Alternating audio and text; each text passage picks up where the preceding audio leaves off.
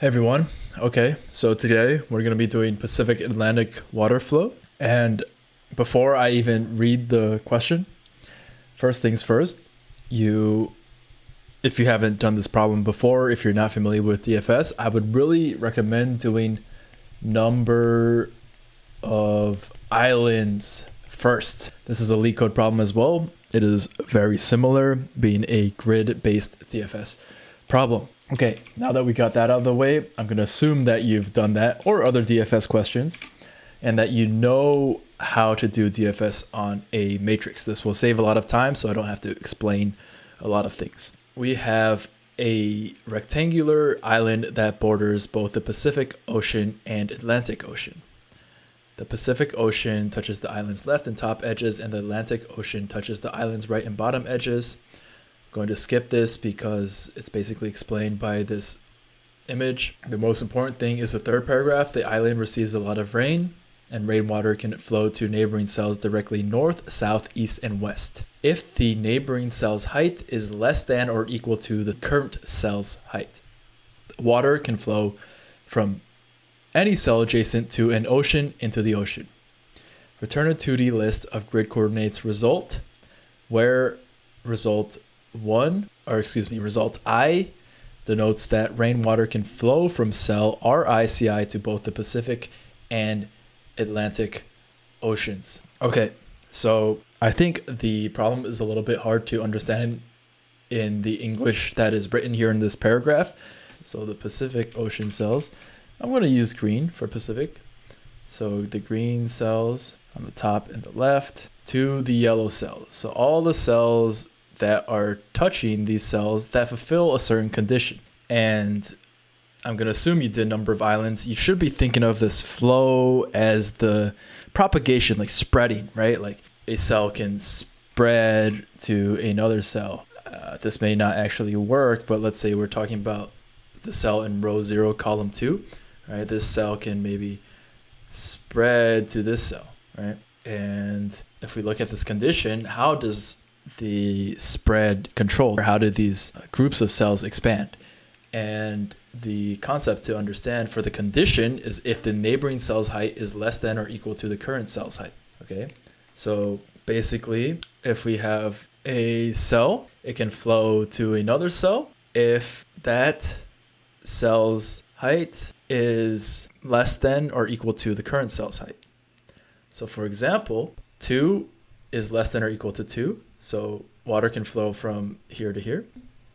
3 is not less than 2, so it cannot flow from 2 to 3, but it can flow from a cell with water height 2 to a water height 1. And keep in mind the direction. This is extremely important. We are looking for the cells that flow to the oceans, right? So to the green cells and to the yellow cells. We're not looking for what the yellow cells and the green cells flow to. Does that make any sense? We're looking for the cells that go in this direction. And the direction is very important, you'll see, because it's very easy to get confused and miss the problem because of misunderstanding what the problem is asking. We are looking at a cell that can flow to the ocean. So for example, does 2 flow into the Pacific Ocean? Yes, by obvious standards, it is adjacent to the Pacific Ocean, so it must flow into the Pacific Ocean. Okay, does cell 5 flow into the Pacific Ocean? Well, I can see a route that it does. It goes from 5 to 4 and then 2. Okay, but keep in mind this is one directional, right? For example, just because let's see, how do I do this? Oh, okay, so for example, 1, right? Just because a cell here flows to here, flows to here, flows to here, flows to here, right? Just because we can follow this route, it doesn't mean that 1 is in our answer. Because 1, while something flows from the Pacific Ocean to our cell does not flow to the Pacific Ocean. Does that make sense? I'm just trying to drill into you how important the direction is when it comes to our condition. Okay, so now that that makes sense, we can start to figure out this problem. And I sort of spoiled it earlier. Any graph question, right? You should be thinking search. And in general, we go to depth first search. I like to go to depth first search because recursion is easier to code in general, okay, than breadth first search. I think you can do this problem with breadth first search, but since it doesn't really matter which one you choose, I think depth first search works the best here. Now, how do we do breadth search? How do we use this pattern of depth first search to find our answer? Well, where do we start? Do we start from every cell and see if it goes to the Pacific and then to the Atlantic? I mean, you know, it seems a little bit open-ended, right? How do we figure out what the Pacific and the Atlantic are? Where do we start, right? And the way I like to think of it makes most sense to me is working backwards, right? Because I think that we start with part of the answer. These green cells and these orange cells are already in the answer. We already know. Remember, water can flow from any cell adjacent to an ocean into the ocean. So we already know what is in the Pacific Ocean and what is in the Atlantic Ocean. We also know that, for example, these corners are in both, the bottom left and the bottom right, they're in both. So these are going to be part of the answer, obviously, right? Because they are adjacent to both the Pacific and the Atlantic. But we already have the information of the Pacific and the Atlantic. And for these grid items, you can store them as row coordinate, okay? So we can just have a tuple with row, and column, okay? Now we want to represent this Pacific Ocean, these Pacific Ocean adjacent cells and these Atlantic Ocean adjacent cells in some way. So let's go ahead and just make a set for both of these, right? So we have a set for the Pacific Ocean, and then we have a set for the Atlantic Ocean. Well, we can work backwards from the Pacific Ocean to find the cells that flow to the Pacific Ocean. And what can we do for the Atlantic Ocean? Well, we can do the same, right? We can work backwards from the Atlantic Ocean to find all the cells that flow to the Atlantic. So find all the cells that flow to the Atlantic, find all the cells that flow to the Pacific, and we've basically split our problem into two subproblems. How do we get our answer from these two pieces of data? Well, our answer, and this is the key realization, is that the answer to our problem, what cells can flow to both the Pacific and the Atlantic, is just the overlap of these sets, right? The overlap, if a cell flows to both the Pacific, so it's in the Pacific set, and it's also in the Atlantic set, then we've solved our problem. And once again, we no longer need to run DFS in some weird direction and keep track of, oh, did it hit the Pacific yet? Oh, did it hit the Atlantic? Yes. It's very hard to keep track of that in DFS. Instead, we can work backwards from the Pacific and Atlantic sets respectively, right? And just find which cells flow to them.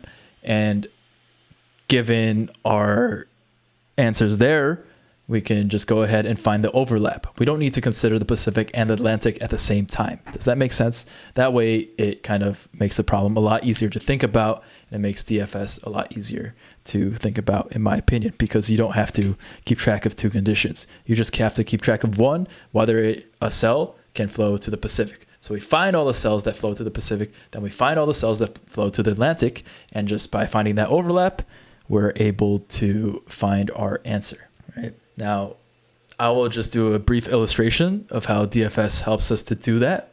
So if we are at, we start on the Pacific Ocean. Okay, so what cells can be flown to? It's kind of hard to explain this. So what cells can flow to 2? Well, any neighboring cells that are greater than or equal to 2 can flow to 2, right? So for example, 2 is the only cell that can do that. 2 is also the only cell that can do that. And this cell is also the only cell that can do that. right? Let's do another example. So for example, let's say we are at the cell 2 here, okay, this 2. So row 3, or excuse me, row 2, and then column 0, okay? So 2, 0. What are all the cells that can flow to this cell? Well, they have to be greater than or equal to this cell, right? So this cell can, and this cell can, because they are greater than or equal to 2. Do you see what I mean?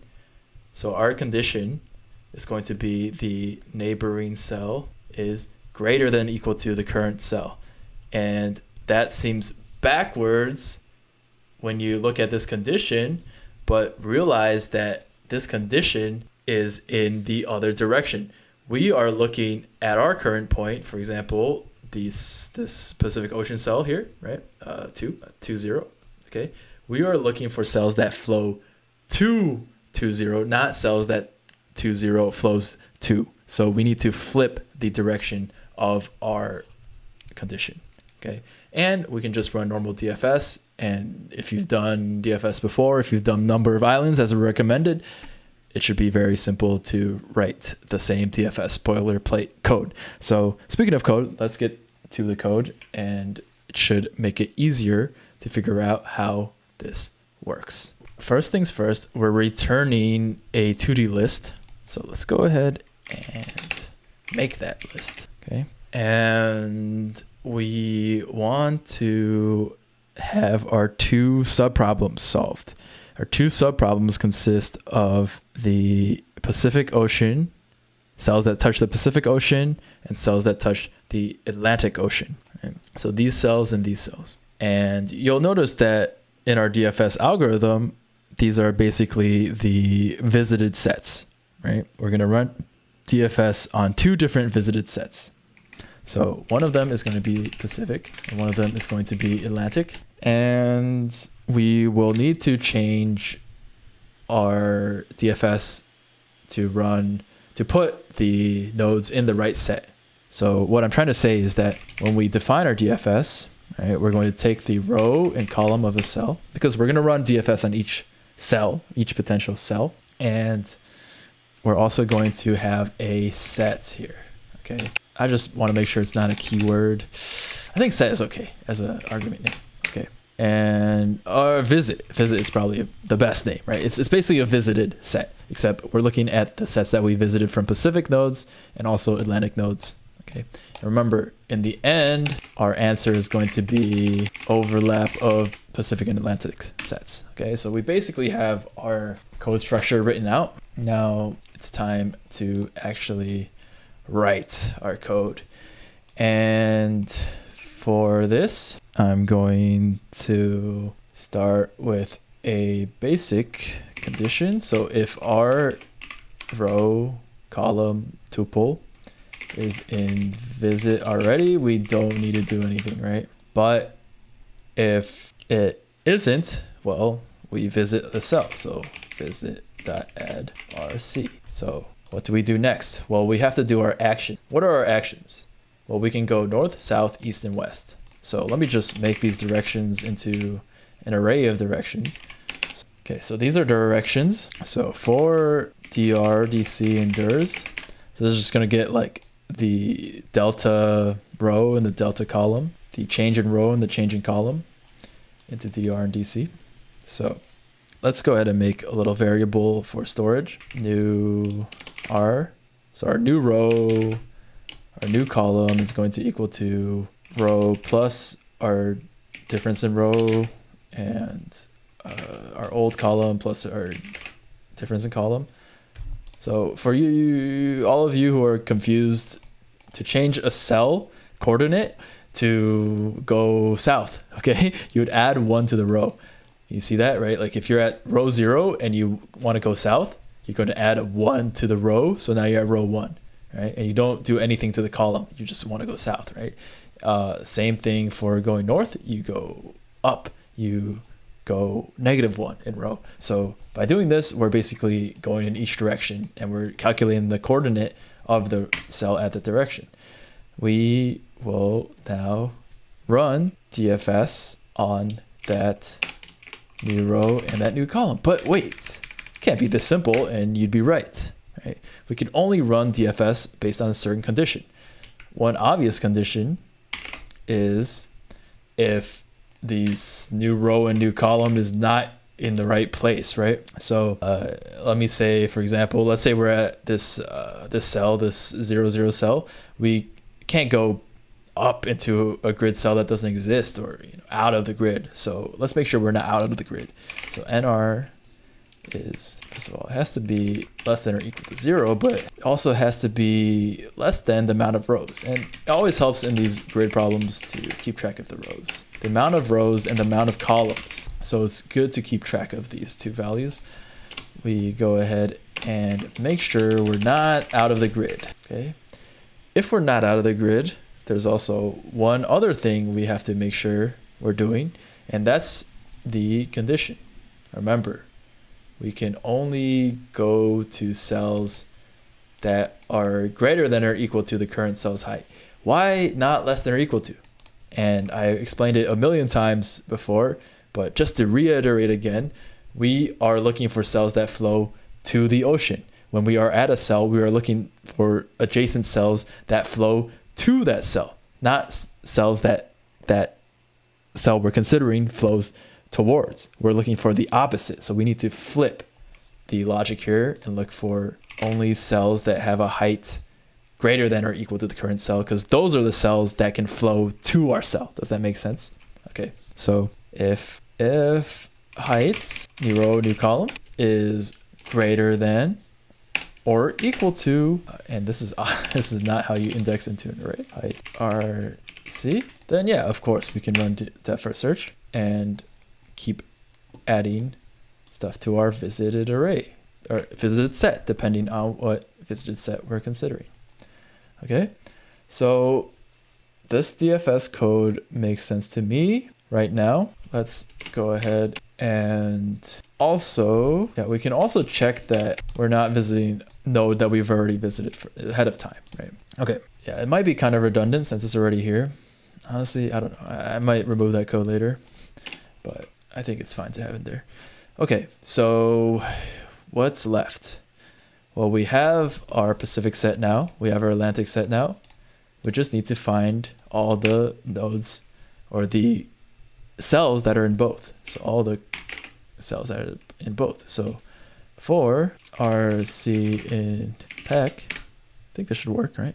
If RC in Atlantic, then we return, then we add it to the result, right? And yeah, you might be wondering why I use tuples everywhere. It's because of a set. We need tuples for a set because tuples are immutable.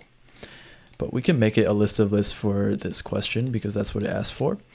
And what's the last thing we need to do? Well, you might have seen that we start with our Pacific and Atlantic sets being nothing, right? So we obviously have to populate those first with these cells so that we know what are the Pacific and Atlantic Ocean cells. The ones that are adjacent to each ocean are the ones we're going to start with, right? So for R